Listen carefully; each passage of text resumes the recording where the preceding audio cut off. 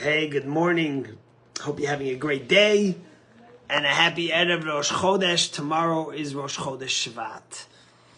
You know, in this week's Torah portion, we hear the famous cry of Moses to Pharaoh, which became the cry of millenniums and centuries and generations of those seeking freedom, those seeking to break tyranny and slavery, crying out, "Let my people go." If it was the Jewish Russians while they were under communism, if it was Martin Luther King when he was crying against slavery and apartheid, using the words that Moses says in this week's Torah portion to Pharaoh, "Shalach ami v'ya'avduni," let my people go. But the thing is, that "let my people go" had a third word that has been forgotten somewhat. And that word is v'ya'avduni, that you shall serve me. There's one thing to be free, but there's another thing to have true freedom and have purpose and meaning in your life. You see, crying, "Let my people go," but for what? Imagine you have a college kid, he just finished college, it's his first day of freedom, he gets up in the morning, he sleeps until 12 o'clock, he has a nice breakfast, he watches the news, he plays some Fortnite, he goes out with friends, he eats lunch, watches some movies, and does this one day, another day, a third day. But after a while, he gets bored. That's not real freedom, that's terrible, because you're doing nothing. You need purpose. The Gemara says, true freedom is only someone who connects the Torah, has a purpose in his life, especially for a Jew. In fact, what does God tell Moses? Get the people out of Egypt, and then come to Mount Sinai, where there you will serve me and you will receive the Torah. It's a twofold process. Freedom from tyranny. Till now, the Egyptians were telling the Jewish people how to live, what to do, every day, when to sleep, when to get up, when to eat.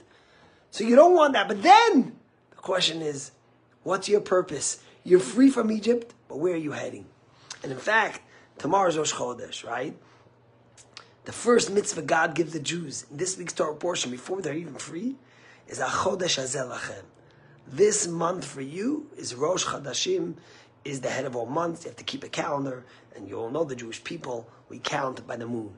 But the question is that the first mitzvah you're going to give the Jewish people? What's so exciting, so spiritual? And the answer is very simple. God was telling the Jewish people like this: till now, you didn't have control over your own time. You weren't free to do what you wanted. You were told what to do. Today you become free. The first thing and most important thing you need is a calendar to keep the time, to make sure your every moment, every day, every hour is purposeful. Because ultimately, freedom is nothing without a purpose. Leaving Egypt and not coming to Mount Sinai is not going to have any purpose or joy in your life. Ein lecha ben chorin, ela mi she'osek b'Torah, only one who engages a purpose of Torah and studies God intellect has true freedom. Sometimes people look at a religious or an observant man and say, life is so restrictive. You can't eat this. You can't go drive on Shabbos. You can't eat non-kosher. You have to pray 3 times a day. You have to wrap tefillin. But that's not being restricted. That's having purpose in your life. It's guiding and making sure that we lead a life that's meaningful and purpose. And that's the message of Shalach ami v'ya'avduni, send my people and they shall serve me. God said you leave Egypt, but you have to come have the wedding with God and the Jewish people, which took place at Sinai. You know, we've been watching the hostages come free, these remarkable, heroic women, each one of them so precious, and to see the celebration of Israel, the love being showered upon these remarkable human beings, to see how Israel is reacting is remarkable, whichever way you go on the hostage deal. But one of them, a girl, Daniella Gilboa. Daniella Gilboa was released this past week. And you all saw the images, the way she came and ran to her boyfriend. She had a boyfriend who was her high school sweetheart. His name was Roy Dadon. And Roy Dadon was 7 years a boyfriend of Daniella Gilboa. And a few months ago, we saw some of the most moving something so moving.